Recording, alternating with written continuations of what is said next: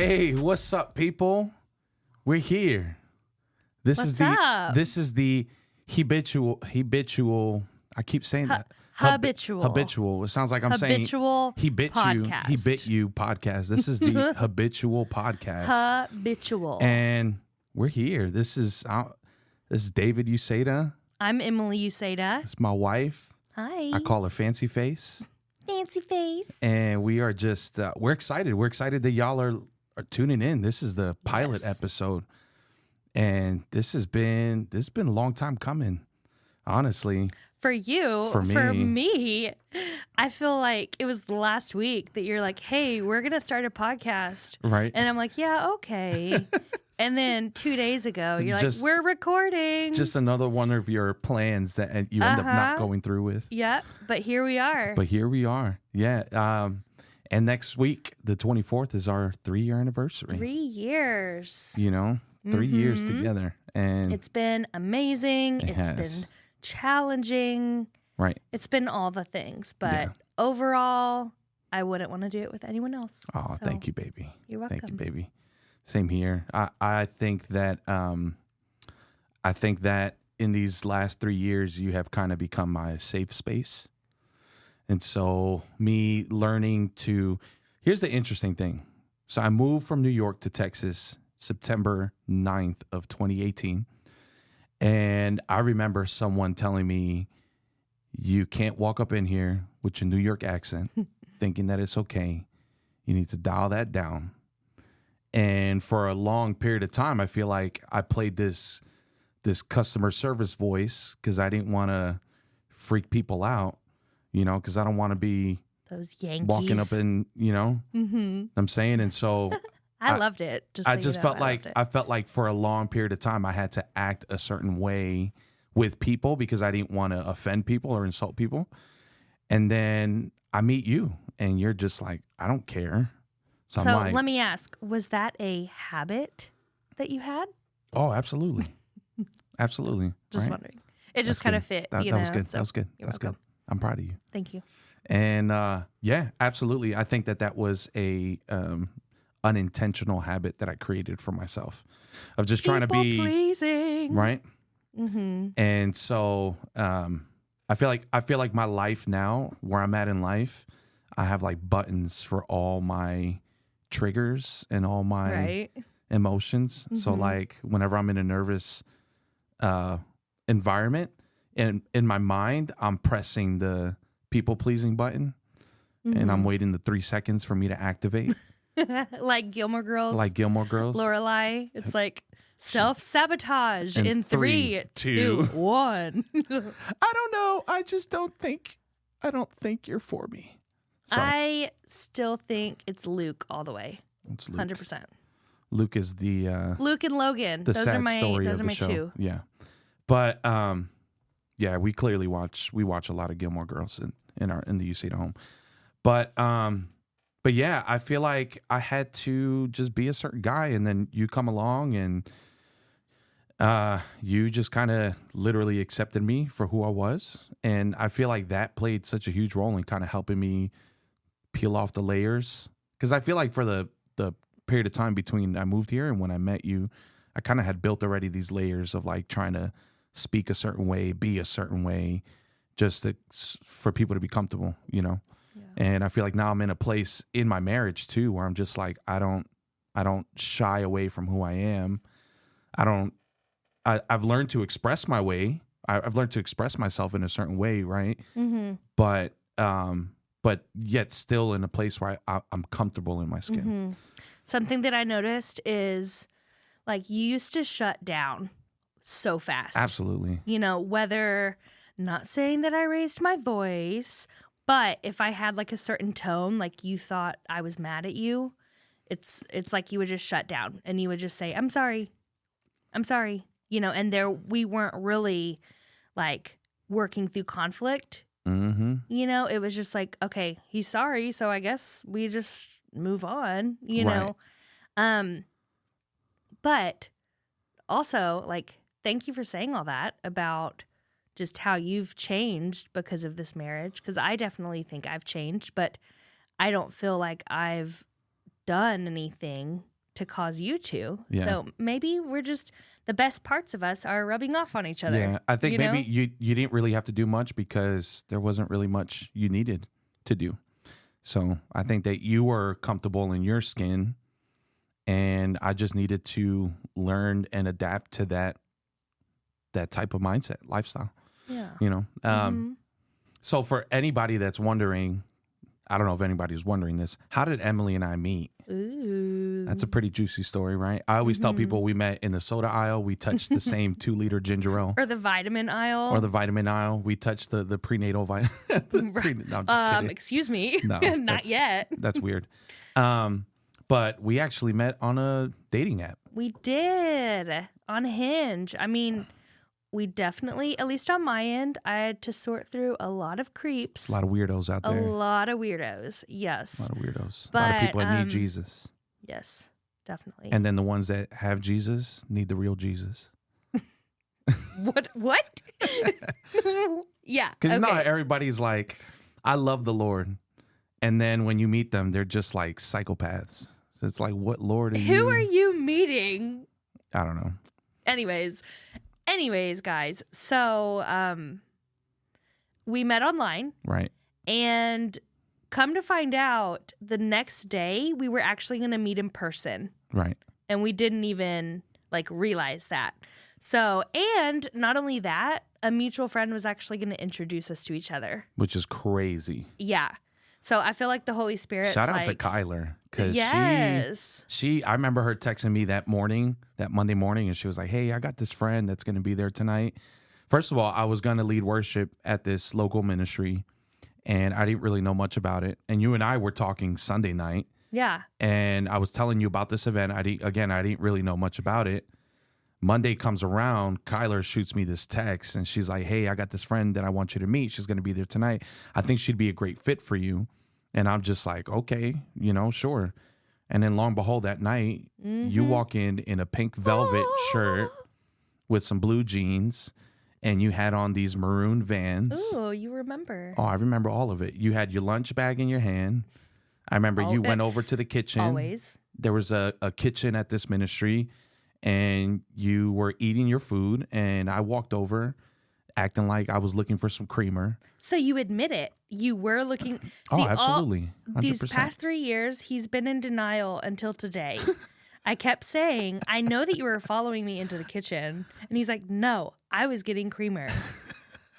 Lo and behold, he was not getting creamer. The truth sets me free. So pretty much after that, we were pretty inseparable. Yeah, I would absolutely. say. Well, we were inseparable because the shutdown happened, COVID. True. I feel like we had no choice. I feel like it's pretty cool because for a lot of people, and I don't want to take away, I want to be sympathetic. There was a lot of people struggling mentally, right, socially with the shutdown and COVID and all of that. It was hard, and it was hard. I don't want to take that away from people, but we thrived during COVID. That was honestly, Which I is mean, so aside dope. from you almost dying from Right. COVID, Yeah, that was pretty bad.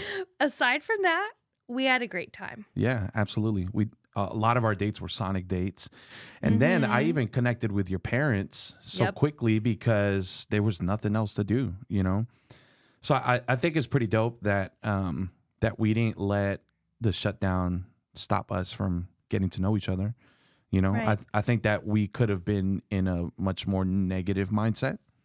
And instead, the Lord brought us into a season where all we did was get to know each other because there was nothing else to do. And so I think that we clicked so quickly because there was so much time, so much space for us to just meet up and hang out, Yeah, everything was closed. Yeah, absolutely. And so I feel like I used to have this 2-year plan. Oh my gosh. Right? A fake 2-year plan. It was a 2-year. I mean, it wasn't necessarily fake, but really what it was. All right. So I remember reading this book, and it talked about this 2-year plan where 2 years is enough time for you to figure out if you want to marry this person. Right. Oh my so gosh. I took that to the head. Right. And I was just like, this is what I believe. And every relationship that I was in the past was always with this thing at the core of that I'm going to give this relationship 2 years to see where it goes.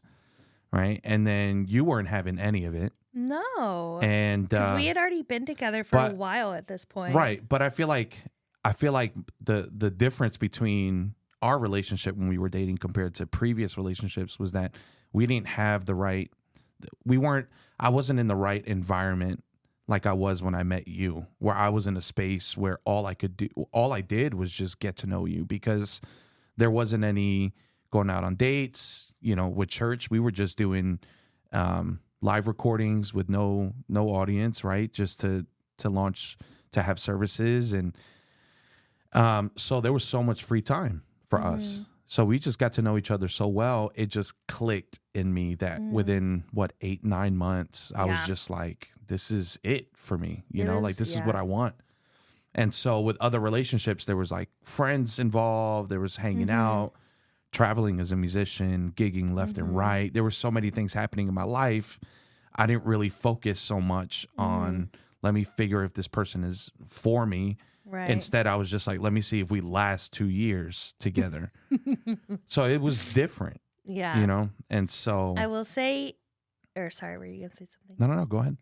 I will say that the difference that I felt with you versus past relationships is I was always hesitant. Like, I would have the thought of like, oh my gosh, I'm going to have to spend the rest of my life with this person if I marry them. And it would freak me out. And with you, like, it was just easy. Yeah. And I think that's something we've both said is just like, not that relationships are easy or none of that, but it was just like moving to that next step was easy. Yeah, for sure. Like, I wasn't in turmoil of like, or panicking about going to the next step. It was just when you proposed, which was so impressive because you actually surprised me, and I'm a very hard person to surprise. I'm saying, just well, because he did it on his birthday.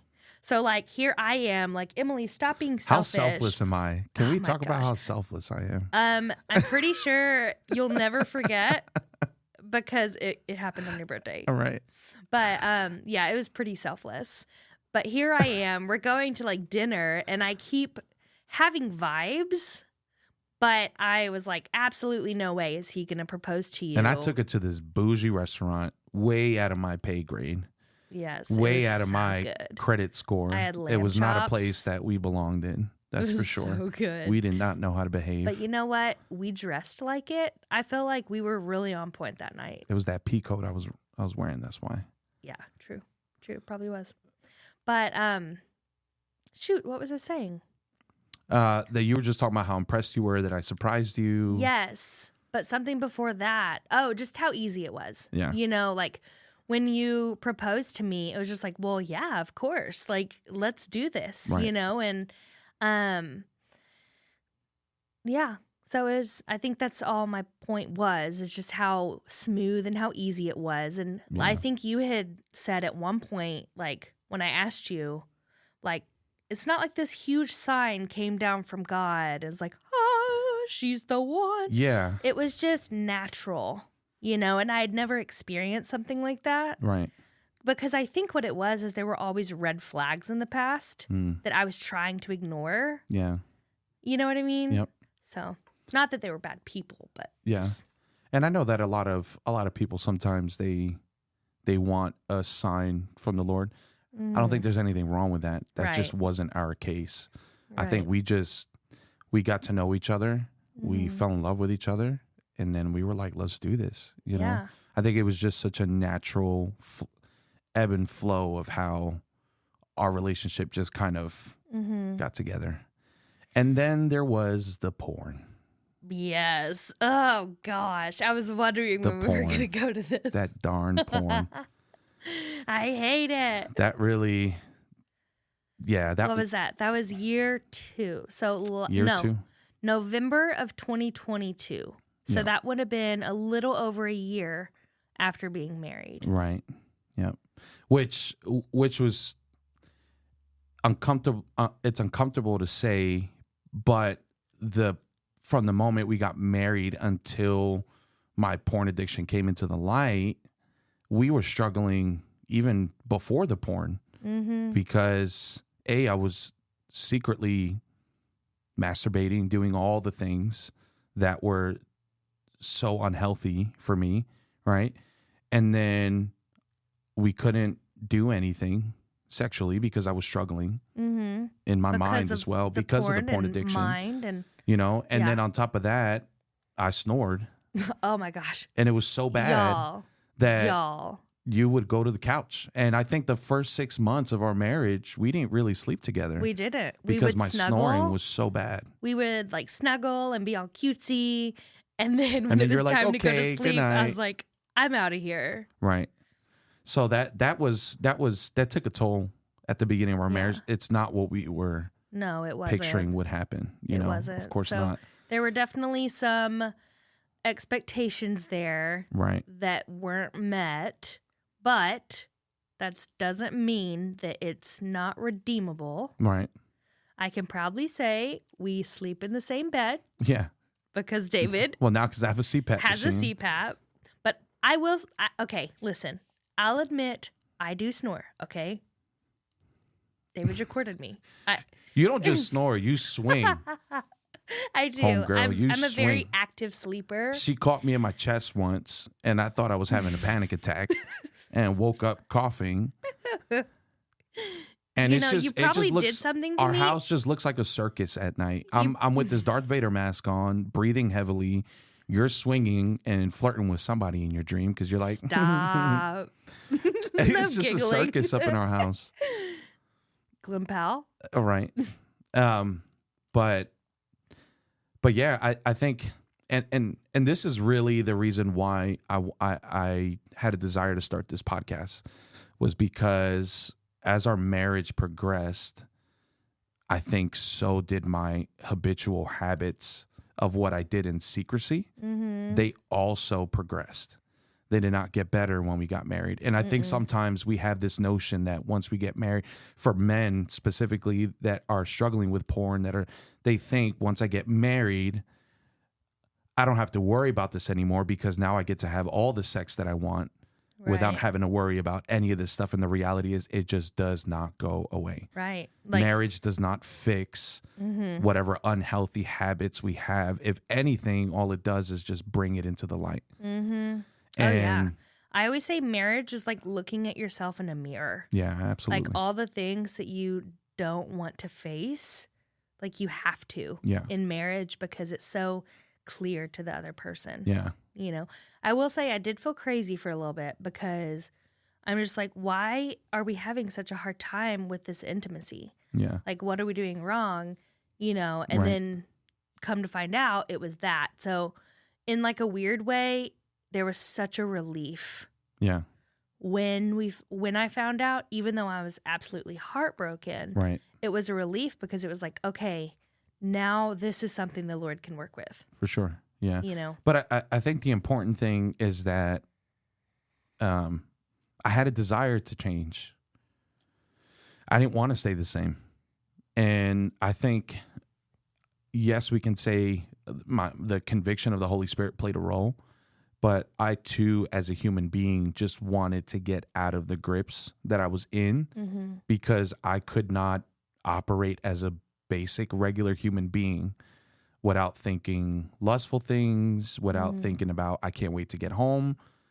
I can't wait to be alone. I can't wait. Like all these thoughts just would go through my head on a daily basis. And it was so frustrating. And so I think when it finally came into light, there was a sense of relief within me, but also there was a sense of fear because I think for a big portion of the beginning of our marriage, I lied to you and you would ask me if I was struggling with this stuff and I would say no. And then when you would find something, I would try to quickly come up with a lie to try to back up why this thing was there instead of just being honest. And all that did was really just, it pushed back the process of my healing. I think it also set me up for a hole that was so deep that I just kept, it was almost as if like I was looking for a well and I was just shoveling this hole and the shovel was the lying. and I feel like the shovel represents the inability of just being honest. And all I kept doing was just digging and digging and digging and digging. And then when I took a break, you would ask me a question and I kept digging and digging. And so it was just like this hole of dishonesty and lack of integrity and humility that, and it really just stemmed from fear. I was just scared to tell you I was struggling with this. And yeah. So, babe, why don't you share how this habitual sin / addiction started? Yeah. So we were doing a curriculum in church called Freedom. And you and I are leading young adults at our church here at Calvary Church. And I remember we were doing the teaching, and I was leading most of the nights and still struggling with porn. And it's talking about being set free from things. And I'm teaching this stuff, right? And I'm like teaching people on the craziest thing is I was teaching people on what you needed to do, and I was not applying it to my own life. Oof. And then I had a lot of young guys wanting to talk to me after, telling me that they're struggling with porn and they want me to pray for them. Oof. And the condemnation and the shame that would come upon me because these dudes are looking up to me because I'm the one leading this group of young people, and they're asking me to pray for them. Meanwhile, I'm doing exactly the same thing that they're doing. Right. And I'm having to put up this facade because I don't want them to know that I'm also struggling. Right. You're their leader. Because I'm their leader, right? Yeah. So it was just like, was this heaviness and this pressure that I placed on this expectation that I placed on myself. And so as I was teaching this stuff, I was being heavily convicted by the Holy Spirit, but I didn't want no part in revealing it. Right. I was really scared. Right. And I remember the night that we were going to have the conference, because there was a conference at the end of this 12-week curriculum. And at the end of the conference, at that Sunday morning, let me trace back. So that Sunday morning, I led worship that Sunday morning. And I heard the Lord tell me, we're going to address some things tonight. And I was on like, what the living... Yeah. I was You're like, freaked out. Oh no. And, Wait, Lord, wait. No. And I remember you asking me, are you excited about tonight? And I'm like, oh, yeah, absolutely. But inside, I'm like, hell no. Freaking out. I don't know, because I know my world is going to fall apart tonight. Oof.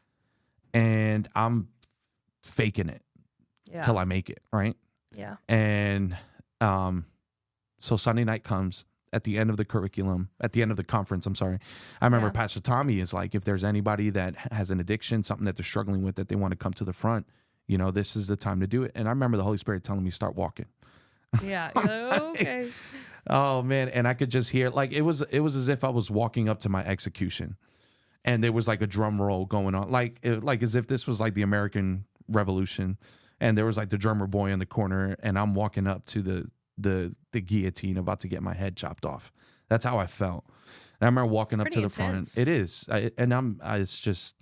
I'm super extra too. So, but that's, I wasn't going to say anything. But that's what it feels like. That's what it felt like. Like I was walking up to my execution. Yeah.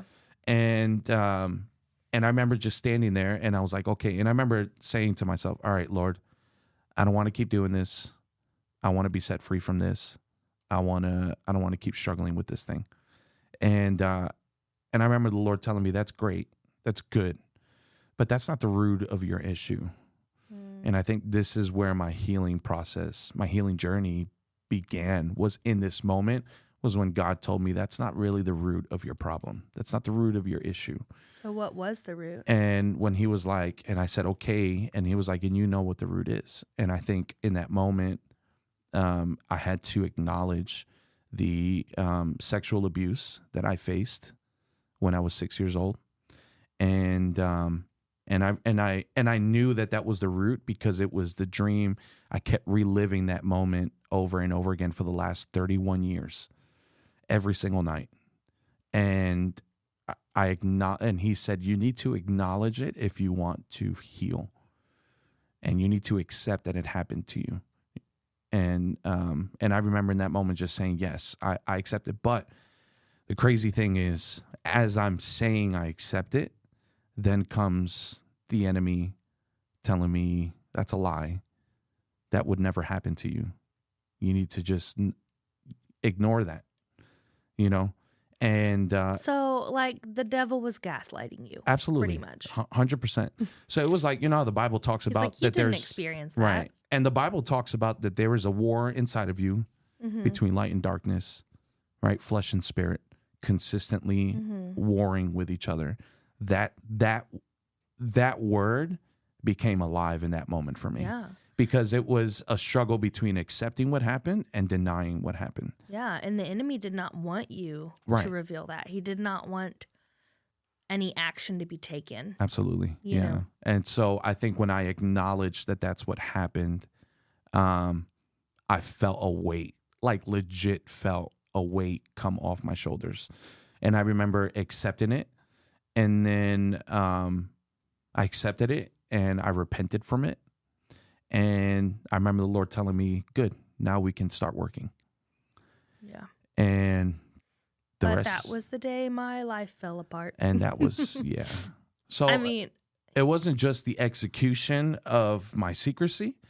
I think it was also the begin of a very necessary hurt. Because I think that sometimes we think when we accept that we want to heal, everything gets better, and it just does not get better. It actually gets even harder. But it's worth it. Right. Like you said, it's a necessary pain. It's a necessary pain. And the Bible tells us that pain comes in the night, but joy comes in the morning. Yeah. And that's not to night say was that it painful. happens overnight into the day. It's to say that there is always going to be a struggle before you can get to the healing. And there's always going to be a confrontation that you need to do before you get to the healing. There's always going to be something that you don't want to acknowledge, and you just need to take off your shoes and get comfortable and sit in it because it's necessary. And it was, I guess from here you can kind of just share. Yeah. So that night, we were so excited. We were celebrating because this had come out that he had been sexually abused as a child. And like we were celebrating for the fact that the Lord had revealed that to him and delivered him from that, you know, but in the midst of that excitement, David's calling some of his close friends, and when he's on the phone And with our pastors. And our pastors, yeah.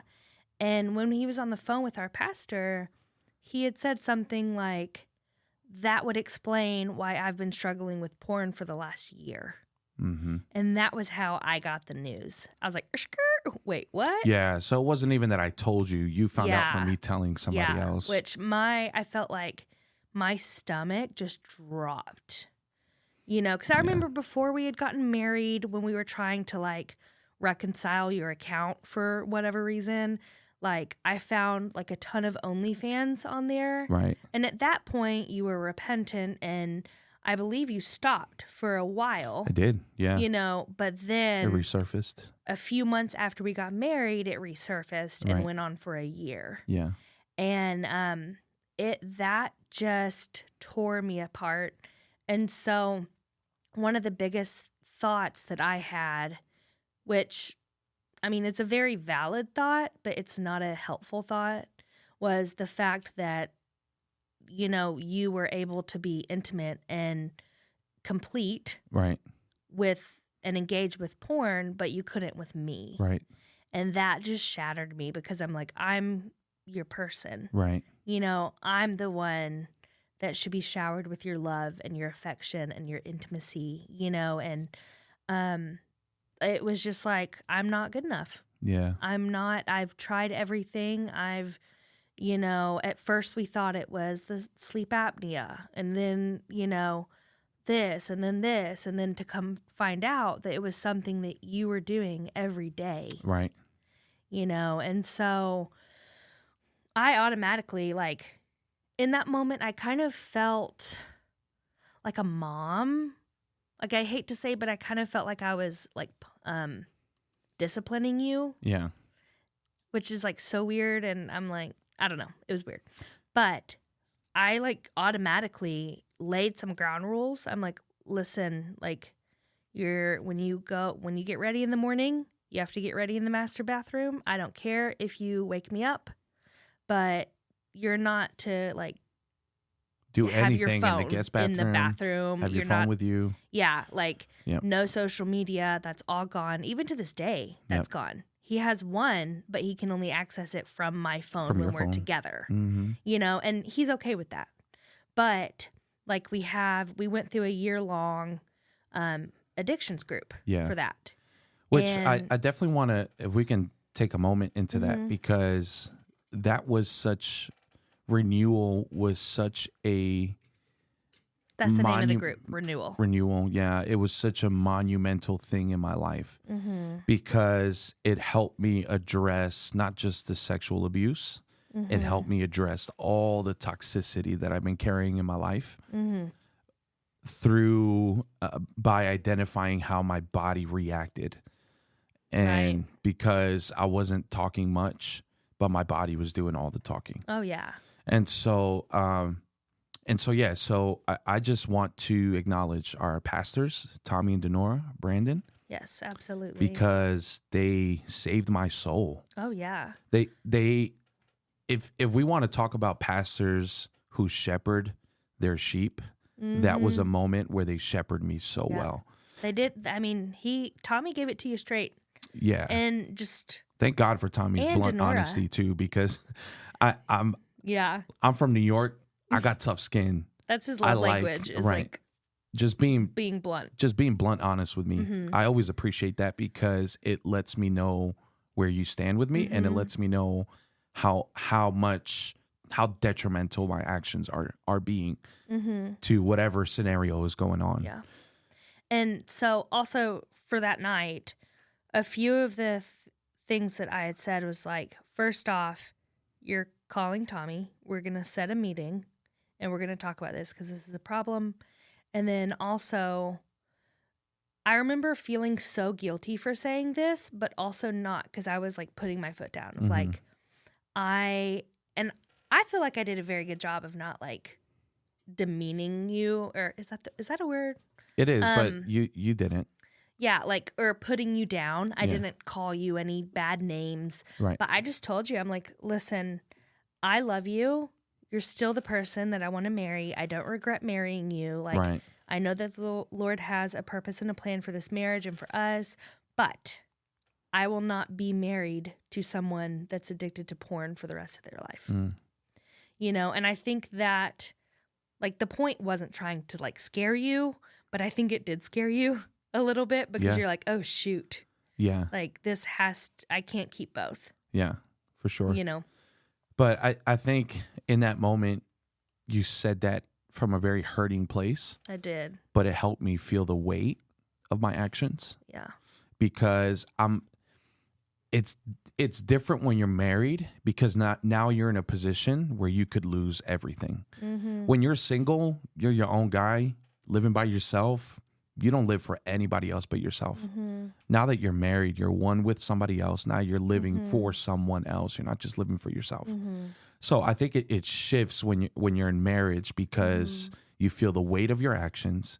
You realize I could lose everything if I don't do something about this. And I feel like in that moment, it's kind of like that the Lord will always use something for our good, right? And I feel like in that moment, he took that very vulnerable statement that you made because you were hurting and helped me feel the weight of how much it was hurting you. Yeah. And I think I've lived on my own for so long, I never knew what it was like to hurt somebody based on my actions, because I was a very toxic person back in the day with any previous relationship I was in, right? So anytime there was conflict, I'm out. Peace. You know? You shut down. I would shut down. You know what? This relationship ain't working. This ain't the case with this. No. I put a ring on that finger. Yeah, you made a covenant, not just so there's no for running, me, but for God. So there's no running away from this thing. And on top of that, I'm in a role. This might be bad, but I'm just being honest about the process thinking in that moment. My thoughts were, I am a leader. I'm I'm actively serving in my church. This is embarrassing. Right. I could lose my marriage. If I'm honest, I'm getting paid by the church. I don't want to lose pay from the church. I don't want to lose everything that I've built. And it was selfish, but I couldn't help but process it that way. Right. And so my thought was, at the same time, I know how unhealthy this is for me. So I need to do something about it. And rather we can argue that that wasn't the right reasoning for it, but it was the only thing that I had that catapulted me into wanting to change. I think along the way, as I started healing, right, as I started shifting to a different way of living, those reasons were no longer a thing for me. I think they were a thing for me in that moment, but they began to lose value because at the end of the day, I didn't care about serving. I didn't care about being a leader. I didn't care about pay. I didn't care about anything else besides I made a covenant with this woman and I need to change. Because what kind of example would I set for my kids in the future by just giving up and walking away like any other previous relationship that I was in? And I just want to say, like, I just got to brag on you because this man he's still in essence the same person that I married, but like times 500. Like your character has strengthened and built, and you have pushed into healing. You have gone through therapist until you found a match, until you really found someone. I went through like 8 months of trying to find a counselor and could not. But you never gave up. And now you have a therapist that has really challenged you. Yeah, I love Jessica. We'll probably have her on the show at some point. I hope so. Yeah. I keep forgetting to ask my therapist. Also, guys, we love therapy. Yeah. Like, therapy helps you see life. This podcast is brought to you by BetterHelp. Yeah. No. Hey, maybe one day. Maybe one day. We probably have to take that out. Maybe one day. I don't know.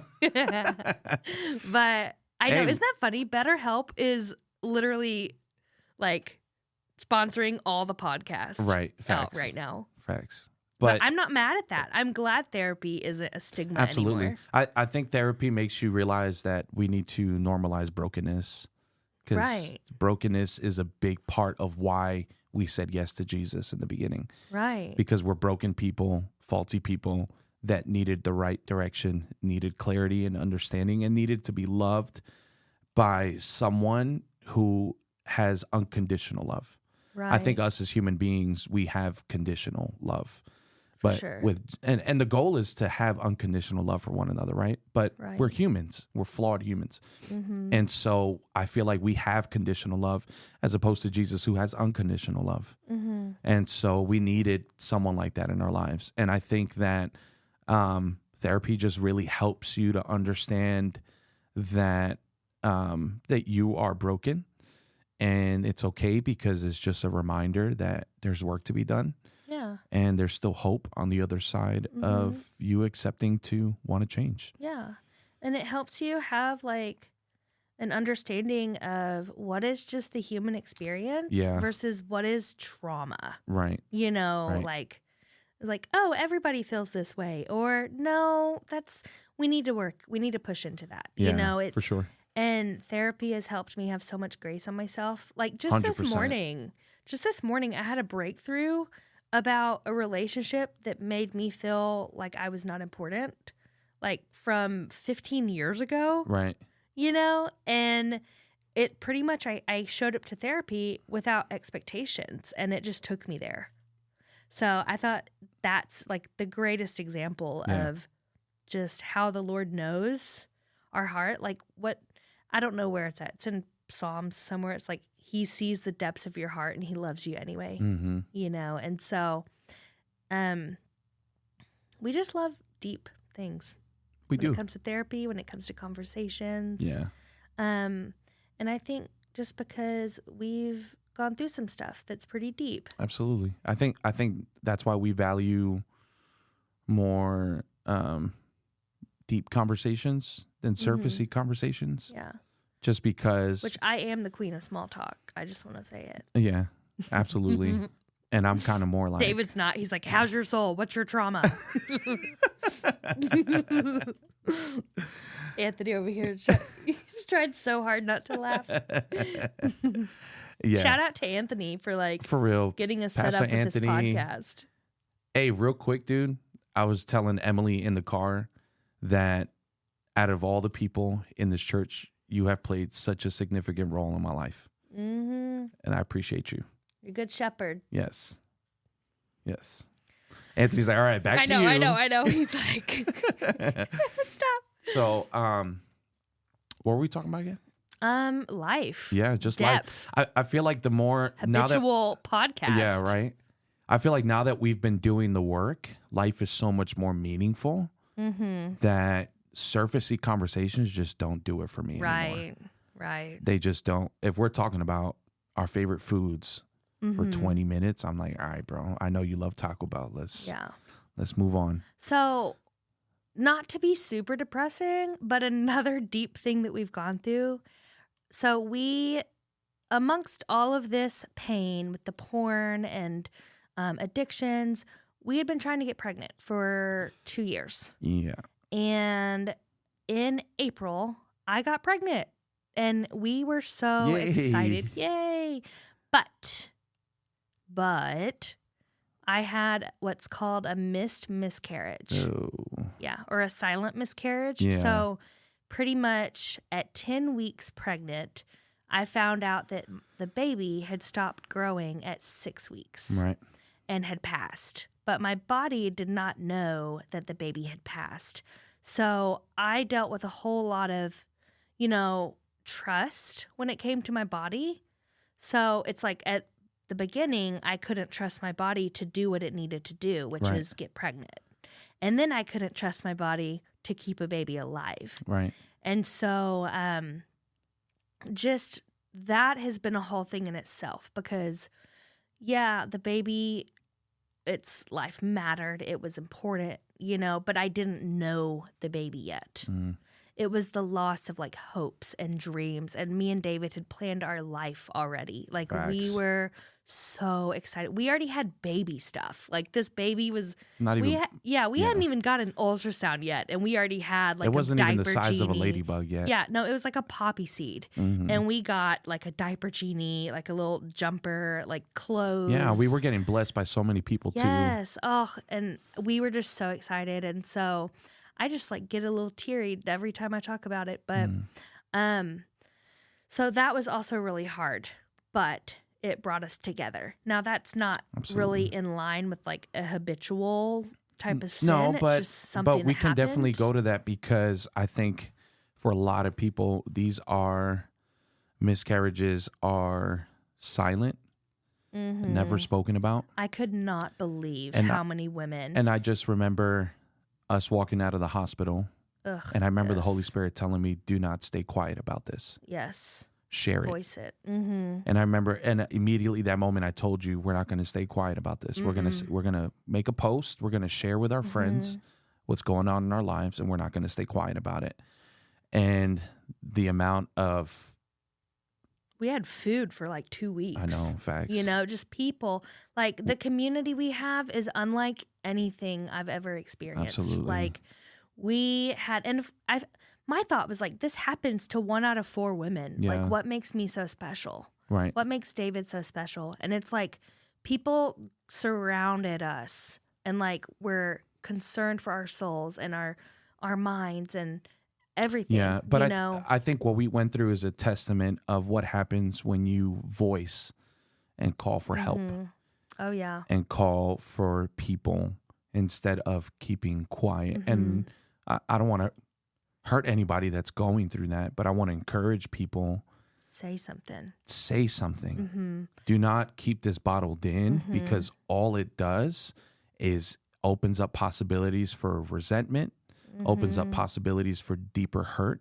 Yeah. You scar yourself moving forward about sharing anything. So it could start as a miscarriage, but then it becomes struggles in life, becomes addictions where you just don't want to share anything. Right. And I think there's nothing special about us, but I think us choosing to not stay quiet made all the difference for our healing. And I felt the same way, because we had already planned to make a post announcing the pregnancy. And so I was just hurting so bad that I'm like, I cannot hurt by myself. Yeah. I can't walk around in this everyday life and pretend like I'm okay. And because I'm the bubbly one, I'm the joyful one. Like, what is that going to be? Like, people are going to think the world is ending if I'm not happy, and it was just a lot of pressure on me. And my therapist actually helped me point out, because not only was it the miscarriage, this past year I lost both my grandpas. Right. My dad lost his best friend. Right. My mom lost her best friend. And your godmother. And my godmother. Right. And so my therapist, too much loss. Oh, too much loss. Yeah. And my therapist helped me realize that, like, at the base of my throat, like, I've been carrying physical grief. Right. And because it's just like that I can't breathe sometimes.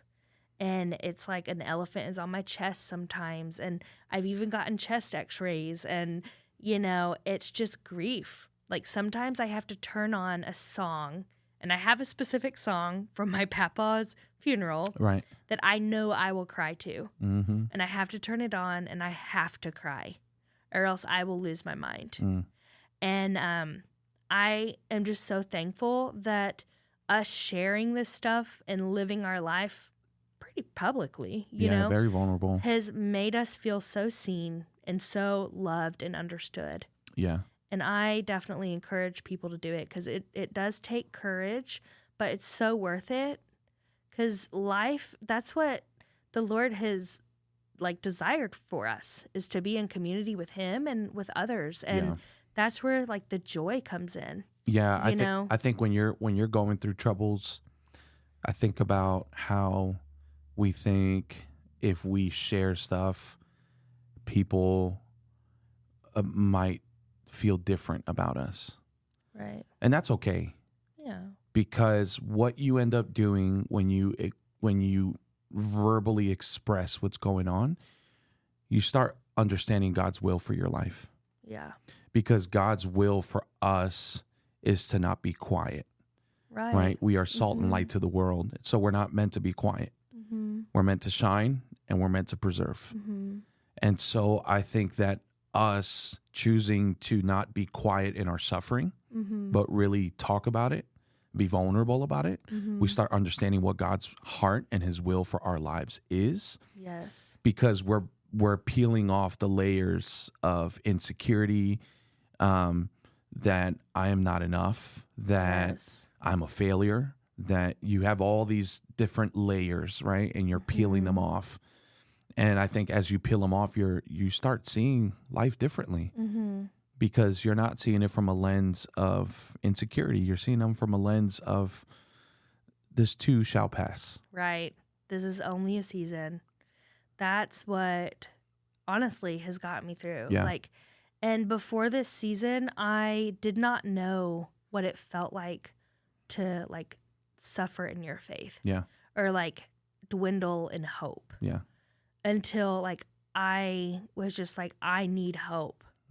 I have to keep going. Yeah. I have to tell myself this will pass, and just we're on the cusp of a new season, and I'm so excited for it, and I recently had a talk with my therapist, and she's like, Emily, regardless, you are starting a new season. Y'all are moving out of your home. Right. You're new things are happening. So it's a new season for sure. You don't have to worry about that. Right. But this is your blueprint of where you can make plans and you can dream and you can make goals. And we, both of us were actually really encouraged by that, because I pretty much share everything in therapy with David afterward. Right. We share notes. But it's exciting that we can kind of do what we want to do this next season and trust that the Lord fills our life with good things, he says in his word. I think, too, one of the things that I've learned is that every season is a good season, It's just not the way that we are thinking we want it to look like. Right. So like what we picture in our heads we want, it may not look like that, but it's still just as good as the way we're picturing it. Right. And I think that sometimes God's blessings for us, right, they look different than what we want them, than how we're framing them in our minds and in our heart, but it's still good. Right. And I think sometimes because it doesn't look the way that we want it to look, we don't take it. Right. And we leave it unboxed. And it takes faith for you to look at a season and for you to say, you know what, it's not framed the way I pictured it, but it's still good. Yeah. And it's not looking, the people that are in that season are not the people that I imagined, but it's still good. Yeah. You know, and I think it's important that we just acknowledge that sometimes seasons don't look the way that we want them to, Right. but they're still good, and they're still good for us. In the end, they will still bring glory to the Lord. Absolutely. You know, and like this is really the first time me thinking this thought, but I don't think I would take any of it back. You know, I would love to have the people that I lost back, of course. Yeah. But the experiences that we've gone through these past 3 years, I feel like we are so close now, you know, and we are able to, we're not perfect by any means. David, if y'all didn't know, he gets so sassy, like so sassy. Super petty. Oh my gosh. Massively petty. And I get annoying. Like just last night, I asked him, I was like, hey, babe, are we okay? And he's like, yeah, why wouldn't we be? And I was like, well, I feel like I've just been kind of annoying the past week. And he's like, well, you have, but but I love you. And I remember one time we were going to bed and I was like, can I just be really honest with you? And you're like, yeah. And I'm like, you've been getting on my last nerve. Rude. I was like, you haven't seen nothing yet. I'll show you. But yeah, no, wouldn't take it back for anything. Yeah. Because we are good because of it. Yeah. You know, and I think that I don't want to take away what you're No, what I you're was just gonna I say. had one last thing I was going to say. But the other day something that impressed me was I was like kind of popcorn texting you. If anyone doesn't know, popcorn text is when like you send a text and then another most and then annoying another and then another and then another. And so It's I like was take 5 minutes, gather your thoughts, and then text me. But then the crazy thing is I do it too. You do the same thing. I do it too. We do it too. But is I was like sending you all this stuff that needed to be done with this move. We're moving. I think I already said that, but we're moving. And you had said something like, I am seeing that this move is taking a toll on you more than it is on me. So I would love it if you could just maybe write me a list of things you would like me to do. Yeah. Instead of expecting me to just go in and just pack. Like, and you showed me or told me the expectations or what would help you succeed in that.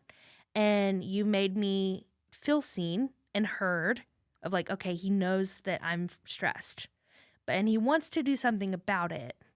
Yeah. And so you were very direct, and I love that. And I think it really comes from like being in therapy and like having to communicate well. Yeah. And like something else is like, even to this day, every few weeks, I'll check in with you. Like, hey, how have you been? Yeah. And he knows what I mean. Yeah. He knows I mean, have you been masturbating after work? Right. Like, yeah. And even like last Saturday morning, you're kind of going through Ever Accountable and you're like, hey, what is this? What is this? Why is this up? Why is this uploaded? Why was this unblocked? What's going on here? And it's just a check in. Me just having to check in and make sure that we're good. And it's not like an emotional thing anymore, you know? No, but it's more of a sense of accountability thing. And like one thing I've learned is I can't put all the weight of accountability on you. Right. I don't want it either. It's too heavy. But we can't take away that because we do life together, there is a small sense of accountability that is required that I need to learn to be okay with. Right. I can't sit here and get offended when you ask me about something because I've put myself in that situation. You know, I think about at the women's conference that we just had recently here. I remember you were sharing our story. And I remember holding up the phone and I was getting upset because you were so detailed about certain things. Which, granted, guys, I did have permission, but I think with him hearing it like publicly, it probably felt different. It did, because you got like 300 women in the church listening to, oh, David can't perform. So Great. it's lovely. And it was so personal. It pissed me off. Yeah. And I remember getting angry. And then I remember the Holy Spirit telling me, if you do not like what's being said, you should have never played the role that you played. Yeah. This is hers. Do not take this from her. And I remember having to humble myself in that moment,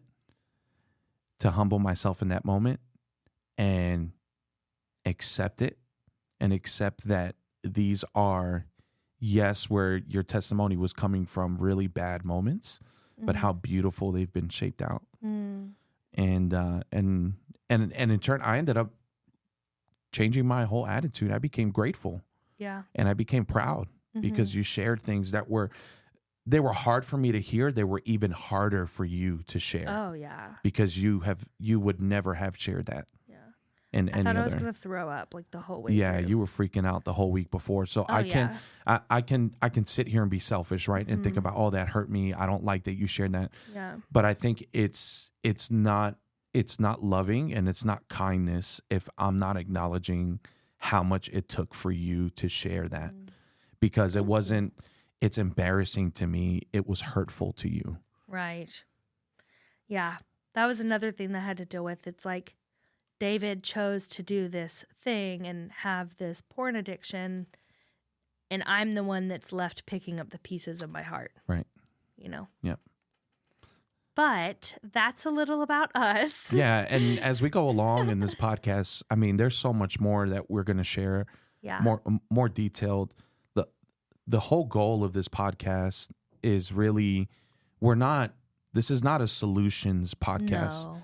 This is a self-awareness podcast. This, where you have two sides of the coin, right? You have unhealthy habitual habits, and then you have healthy, godly habitual habits.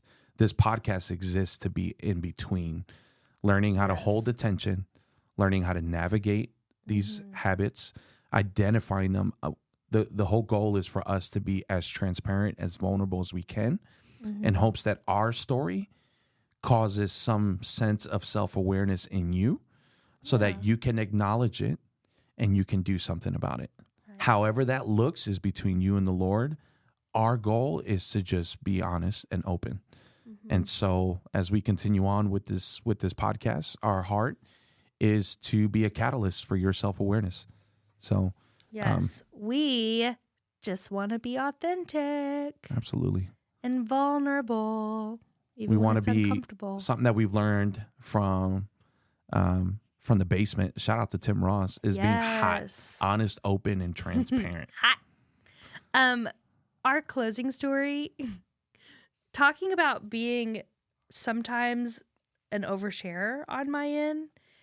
Would you have the pleasure of sharing the story of when we went to the scrub store?